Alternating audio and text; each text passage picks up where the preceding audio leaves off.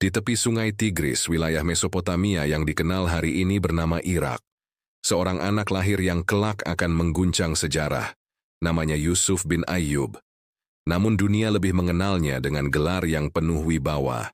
Dialah Salahuddin al-Ayyubi, sang kebajikan agama. Ia lahir di kota Tikrit, sebuah kota kecil yang kala itu jadi persinggahan banyak peristiwa besar. Ayahnya Najm ad-Din Ayyub bukan raja atau bangsawan, tapi hanya seorang pejabat militer Kurdi yang setia pada penguasa Zengid. Keluarganya hidup dengan martabat, diwarnai disiplin agama dan rasa kehormatan. Malam ketika Salahuddin lahir, justru menjadi malam pengasingan. Ayahnya dan sang paman Syirkuh diperintahkan meninggalkan Tikrit karena perselisihan politik. Dari awal kehidupannya, tanda perjalanan dan perjuangan sudah menempel pada dirinya. Salahuddin tumbuh dalam keluarga yang menekankan ilmu dan akhlak. Sejak kecil ia belajar Al-Quran, hadis, fiqih, dan bahasa Arab. Pendidikan rumahnya juga memasukkan strategi dan kepemimpinan, karena ayah dan pamannya adalah pejabat militer yang berpengaruh. Sehingga meski masih anak-anak, ia sudah akrab dengan dunia pedang dan kuda. Namun catatan sejarah menunjukkan Salahuddin muda bukanlah sosok yang ambisius dalam urusan militer. Ia lebih mencintai ilmu agama, sastra, dan matematika. Minatnya yang luas ini membentuk karakter seimbang antara kekuatan dan kecerdasan. Kadang, jalan hidup seseorang tidak sepenuhnya ia pilih sendiri. Lingkungan, keadaan, dan takdir menyiapkan panggung, sementara manusia menapakinya dengan keyakinan dan ketekunan. Ada beberapa sosok penting yang membentuk Salahuddin. Najm ad-Din Ayyub, yaitu ayahnya, memberi fondasi moral, kejujuran, dan amanah. Asad ad-Din Syirkuh, yaitu pamannya, panglima perang yang keras dan berani. Dialah yang menarik Salahuddin muda masuk ke dalam dunia militer. Nuruddin Zengi, penguasa Suriah yang saleh, cinta ilmu, dan punya cita-cita besar membebaskan Yerusalem. Nuruddin menjadi teladan spiritual sekaligus politik bagi Salahuddin. Dari mereka, Salahuddin belajar bahwa kekuatan tidak berarti tanpa iman, dan iman butuh kekuatan untuk menjaga kebenaran. Salahuddin pertama kali ikut pamannya dalam ekspedisi militer ke Mesir. Awalnya ia hanya menjadi asisten, lebih banyak mengamati ketimbang bertempur. Tapi dari sana, ia menyerap ilmu, bagaimana menata pasukan, membaca medan, dan mengatur strategi. Tidak ada yang menyangka, pemuda pendiam ini kelak akan menjadi panglima besar. Bahkan ia sendiri mungkin tak membayangkan. Tapi takdir sedang menyiapkan jalannya. Perjalanan Salahuddin tidak berhenti di Mesir. Justru di sana, takdir sejarah menunggu. Dari sekadar pendamping pamannya, ia akan segera dipanggil untuk memimpin sebuah negeri, dan dari situlah namanya mulai mengguncang dunia. Mesir pada masa itu adalah negeri kaya, namun rapuh. Dikuasai oleh dinasti Fatimiyah yang beraliran Syiah Ismailiyah, pemerintahannya penuh perebutan kekuasaan dan pengaruh asing. Pasukan salib sering memanfaatkan kelemahan ini untuk menyerang. Salahuddin awalnya hanya mengikuti pamannya Asad ad-Din Syirkuh, yang diutus oleh Nuruddin Zengi untuk mengamankan Mesir dari ancaman salib. Setelah beberapa ekspedisi, Syirkuh berhasil merebut kekuasaan, namun tak lama kemudian ia wafat. Di saat genting itu, Salahuddin yang masih muda dipilih menjadi wazir Mesir, keputusan yang mengejutkan banyak pihak. Ia bukan bangsawan besar dan belum memiliki ambisi politik, tapi justru karena itulah banyak yang menaruh kepercayaan kepadanya. Sebagai wazir, tugas Salahuddin berat. Mesir yang kaya namun kacau, pajak yang disalahgunakan, pasukan yang tidak disiplin, dan rakyat hidup dalam gelisah. Ia bergerak cepat. Pajak diatur agar adil, tentara dibenahi dengan mengganti pasukan bayaran menjadi pasukan yang lebih setia, sementara ekonomi dan pertanian perlahan dihidupkan kembali. Tak kalah penting, ia mendirikan madrasah-madrasah Sunni di Kairo, menggantikan dominasi Syiah Fatimiyah. Perlahan tapi pasti, wajah Mesir berubah, dari negeri rapuh menjadi benteng Sunni yang kuat. Sejarawan mencatat, Salahuddin bukan tipe pemimpin yang suka kemewahan. Ia sederhana, bahkan cenderung zuhud.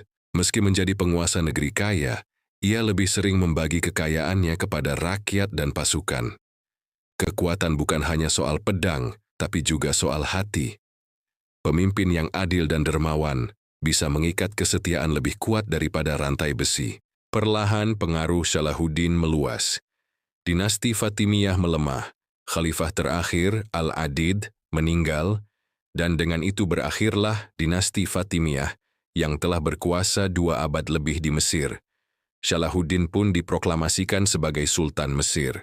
Dengan restu dari Khalifah Abbasiyah di Baghdad, ia resmi membawa Mesir kembali ke jalan Sunni. Setelah memegang Mesir, Salahuddin tidak berhenti. Ia sadar bahwa Mesir hanyalah langkah awal. Jika ingin membebaskan Yerusalem, dunia Islam harus bersatu. Mesir, Suriah, dan wilayah-wilayah lain yang masih tercerai-berai. Tapi jalan menuju persatuan tidak pernah mudah.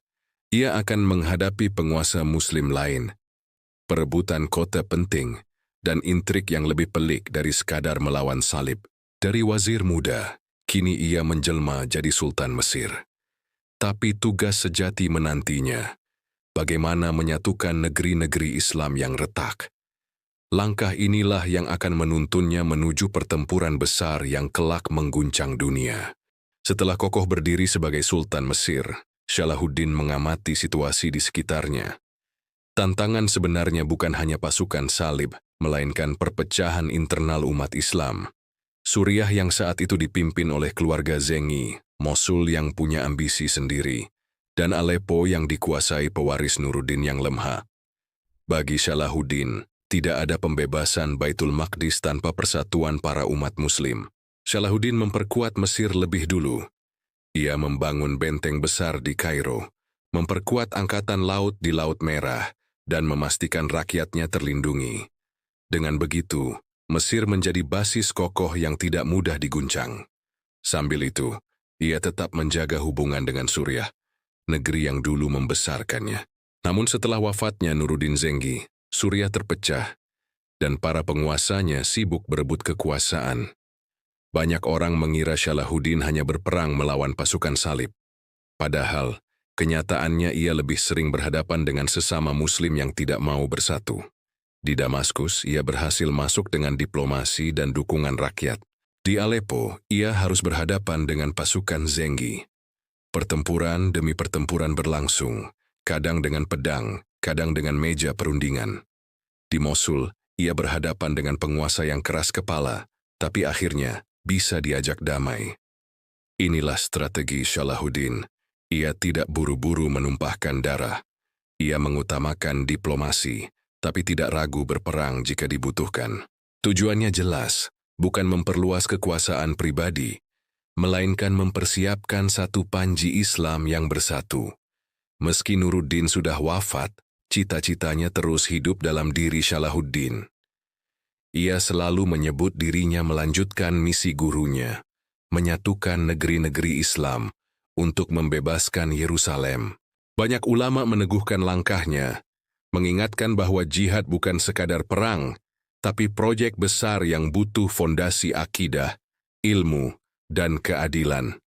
Meski sibuk berperang dan berdiplomasi, Salahuddin menjaga sikapnya, rendah hati, sederhana, dan sangat menjaga sholat.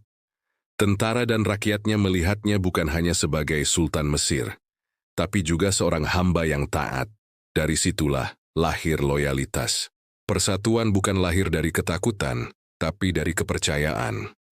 Salahuddin menumbuhkan itu, kepercayaan bahwa ia berjuang bukan untuk dirinya, tapi untuk agama.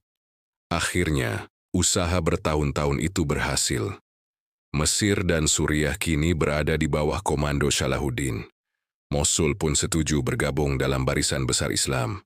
Untuk pertama kalinya setelah puluhan tahun, dunia Islam di kawasan itu bersatu. Pasukan salib mulai gentar. Mereka tahu musuh yang dulu tercerai-berai kini memiliki satu pemimpin. Jalan menuju perang besar tidak bisa lagi dihindari. Kini panggung sejarah siap dimulai. Pasukan salib di barat melawan tentara Islam yang telah bersatu di bawah pimpinan Salahuddin. Pertempuran yang akan menentukan nasib Yerusalem semakin dekat, dan semuanya akan meledak di sebuah tempat bernama Hattin. Sebelum pertempuran besar ini, ada satu tokoh salib yang sering melanggar perjanjian damai. Rainald de Chatillon, penguasa benteng Kerak. Ia menyerang kafilah dagang Muslim, bahkan kafilah haji, menawan dan membunuh jamaah dengan kejam. Mendengar hal itu, Salahuddin sampai bersumpah bahwa dia sendiri yang akan menghabisinya. Sumpah ini bukan sekadar emosi, tapi tekad seorang pemimpin yang merasa kehormatan umat diinjak. Pasukan Islam terkumpul dari Mesir, Suriah, dan sekitarnya. Puluhan ribu tentara, kuda, dan pemanah siap berperang. Salahuddin tahu kelemahan musuh. Mereka butuh air. Maka ia atur medan pertempuran di wilayah kering, jauh dari sumber air Danau Tiberias. Pasukan salib yang dipimpin Raja Guy de Lusignan bergerak, tapi terjebak dalam strategi ini. Mereka berjalan di bawah panas, haus, tanpa pasokan cukup. Ketika mereka sampai di Bukit Hattin, tenaga mereka sudah habis. Inilah kepiawaian Salahuddin. Ia tidak hanya mengandalkan keberanian, tapi membaca psikologi perang. Musuh dihancurkan bukan cuma dengan pedang, tapi dengan haus dan kepanikan. Pasukan Islam mengepung bukit dari segala arah. Panah menghujani, api dilemparkan ke arah tenda musuh. Malam tanpa tidur, siang tanpa air. Pasukan salib runtuh satu demi satu. Akhirnya, seluruh pasukan musuh hancur. Ribuan ditawan, sisanya tewas. Raja Guy de Lusignan ditawan. Rainald de Chatillon dibawa menghadap. Salahuddin menepati sumpahnya. Ia sendiri menebas kepala Rainald de Chatillon. Ia memperlakukan Raja Guy de Lusignan dengan hormat, memberikan makanan, minuman, dan keamanan.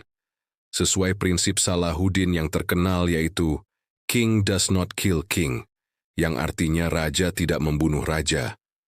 Kontras ini mengguncang banyak orang. Musuh melihatnya bukan hanya sebagai panglima, tapi sebagai pemimpin dengan akhlak. Keadilan Islam terlihat jelas. Pengkhianat mendapat balasan, tapi tawanan tetap manusia yang punya hak untuk dihormati. Hattin sudah jadi mimpi buruk bagi pasukan salib. Setelah kekalahan itu, kota-kota di Palestina jatuh satu demi satu. Tapi Yerusalem, inti dari segala tujuan, masih berdiri. Di sanalah pasukan salib memegang genggaman terakhir mereka. Yerusalem waktu itu bukan sekadar kota. Ia adalah jantung keimanan, tempat Masjid Al-Aqsa berdiri, tanah suci para nabi. Bagi umat Islam, 88 tahun penantian terasa bagai luka yang terus menganga. Sejak ditaklukkan pada Perang Salib pertama, Yerusalem dipenuhi luka. Ribuan Muslim disembelih ketika kota Yerusalem dikuasai pasukan salib. Masjid Al-Aqsa dijadikan markas tentara, kubah batu dialih fungsikan. Umat Islam dan Yahudi diperlakukan sebagai warga kelas 2, sering dipaksa pergi, bahkan dibunuh. Bagi Salahuddin, pembebasan Yerusalem bukan sekadar ambisi politik. Itu amanah agama, janji yang harus ditepati. Tahun itu, pasukan Islam bergerak menuju Yerusalem. Tentara salib bertahan di balik tembok kokoh, dipimpin oleh balian dari Ibelin. Mereka tahu kalah jumlah, tapi tak ingin menyerah tanpa perlawanan. Salahuddin mengepung kota dari segala sisi. Beberapa hari penuh dengan serangan panah, teriakan perang, dan dentuman mesin pengepung. Namun kota Yerusalem masih mampu bertahan. Balian akhirnya meminta perundingan. Ia tahu kota Yerusalem tak bisa diselamatkan, tapi ia khawatir pembantaian akan terjadi, seperti yang dilakukan pasukan salib dulu terhadap Muslim. Salahuddin mendengarnya dengan tenang, dan disinilah dunia terkejut. Alih-alih mengulang sejarah kelam, Salahuddin memberi jaminan. Yerusalem akan ditaklukkan tanpa pertumpahan darah besar. Penduduk Kristen diberi kesempatan menebus kebebasan dengan membayar. Yang miskin dan tidak mampu, banyak dibebaskan begitu saja. Tempat ibadah dihormati dan tidak dirusak. Ketika akhirnya pasukan Islam masuk, tidak ada pembantaian massal, tidak ada balas dendam buta. Yang ada justru pembebasan. Hari itu panji Islam berkibar kembali di Masjid Al-Aqsa. Adzan kembali berkumandang di tempat yang lama dibungkam. Salahuddin masuk dengan kepala tertunduk sembari sujud syukur. Inilah beda antara ambisi dunia dan misi agama. Pembebasan Yerusalem oleh Salahuddin bukan dengan keserakahan, tapi dengan kebesaran jiwa. Kabar ini menyebar cepat. Para umat Islam bersujud syukur, tapi kemenangan itu justru membangunkan Eropa. Paus di Roma menyerukan perang balasan. Raja-raja besar Kristen merespons, melahirkan apa yang dikenal sebagai Perang Salib Ketiga. Salah satu perang paling terkenal sepanjang sejarah. 3 tokoh besar berangkat memimpin Perang Salib. Richard si hati singa dari Inggris, terkenal berani dan karismatik. Philip II dari Prancis, terkenal cerdik namun kurang konsisten. Frederick Barbarossa dari Jerman, raja tua yang ditakuti, namun perjalanan mereka tidak mudah. Frederick tewas tenggelam sebelum tiba di Palestina, membuat pasukannya tercerai-berai. Philip II pulang lebih awal dan meninggalkan Richard sebagai lawan utama Salahuddin. Richard dan Salahuddin berhadapan dalam sejumlah pertempuran besar, salah satunya di Arsuf, di mana pasukan Islam terpaksa mundur menghadapi strategi Richard. Tapi meski kalah di beberapa medan, Salahuddin tidak hancur. Ia menjaga pasukannya tetap utuh dan menghindari kekalahan total. Sementara itu Richard berulang kali mencoba merebut kembali Yerusalem. Namun ia tak pernah berhasil. Pertarungan ini bukan sekadar adu senjata, tapi juga duel 2 karakter besar. Richard dengan keberanian frontalnya, Salahuddin dengan kesabaran dan strateginya. Meski berada di medan perang yang penuh darah dan intrik, Salahuddin dan Richard tetap saling menghormati. Kisah-kisah itu menjadi legenda. Ketika Richard jatuh sakit, Salahuddin mengirim buah, obat, bahkan kudanya sendiri sebagai tanda perhatian.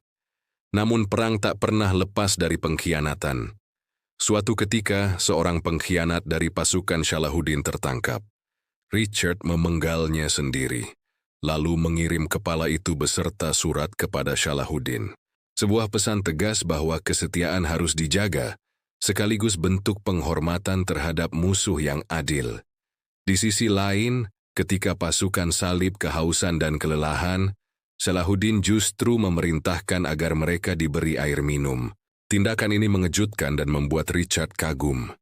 Ia melihat bahwa lawannya bukan hanya seorang panglima, tapi seorang ksatria sejati yang memimpin dengan akhlak, bukan pedang semata. Beginilah wajah jihad, keras melawan kebatilan, tapi lembut terhadap manusia. Salahuddin mengajarkan bahwa kemuliaan akhlak adalah senjata yang lebih tajam daripada pedang. Setelah bertahun-tahun perang, kedua pihak lelah.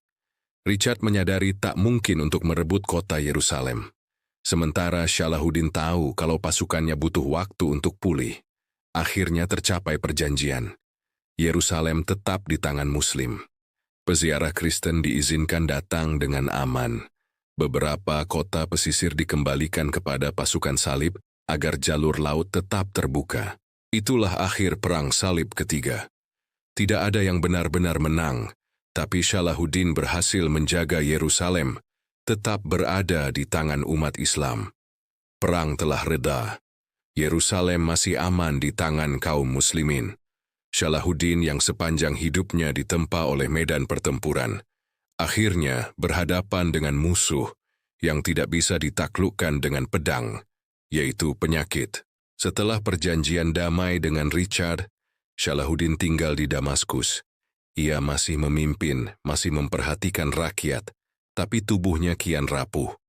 Penyakit demam menyerangnya berulang-ulang. Para tabib datang silih berganti, namun keadaan Salahuddin semakin lemah.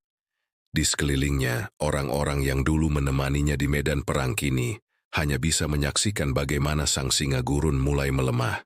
Salahuddin menghembuskan napas terakhir di Damaskus. Dengan keadaan sederhana, ia meninggalkan dunia pada awal bulan Rajab, di penghujung abad ke-6 Hijriah. Orang-orang menangis di jalanan Damaskus. Bukan hanya kaum muslimin, bahkan orang-orang Kristen pun ikut bersedih, karena mereka tahu Salahuddin bukan sekadar musuh, Ia adalah tokoh besar yang memimpin dengan kehormatan. Ada kisah yang mengguncang hati. Ketika Salahuddin wafat, tidak ada harta berlimpah di rumahnya. Selama hidup, ia menghabiskan kekayaannya untuk jihad, untuk membiayai pasukan, untuk membangun masjid, dan membantu fakir miskin. Para sejarawan mencatat, saat jenazahnya hendak dimandikan, harta yang tersisa hanyalah beberapa keping dirham dan dinar yang bahkan tidak cukup untuk biaya penguburannya. Inilah wajah pemimpin sejati. Ketika hidup, seluruh dunia mengenalnya. Tapi ketika mati, ia tidak meninggalkan apa-apa kecuali doa dari jutaan umat. Salahuddin tidak meninggalkan kekayaan, tapi meninggalkan sesuatu yang jauh lebih besar, Yerusalem yang kembali ke tangan umat Islam. Teladan kepemimpinan yang adil, berani, sekaligus penuh kasih. Pesan moral bahwa perang pun bisa dijalani dengan akhlak, tanpa kebencian buta. Bahkan di barat, ia dikenang sebagai lambang ksatria sejati. Di timur, namanya tetap harum sebagai pejuang yang mengembalikan Al-Quds. Salahuddin Al-Ayyubi lahir di Tikrit sebagai anak kecil dari keluarga biasa. Tumbuh menjadi pemimpin besar yang mengguncang dunia. Dari Syam hingga Mesir, dari Hattin hingga Yerusalem, langkahnya selalu disertai dengan tekad dan doa. Ia membuktikan bahwa kejayaan bukan terletak pada kekayaan yang ditinggalkan, melainkan pada warisan iman, keberanian, dan akhlak mulia. Dan kini, berabad-abad setelah kepergiannya, namanya tetap hidup, dipanggil dengan penuh hormat, Sang Penakluk Yerusalem. Sekian dari saya, terima kasih. Jika ada kekeliruan atau ketidaktepatan fakta, mohon dimaklumi.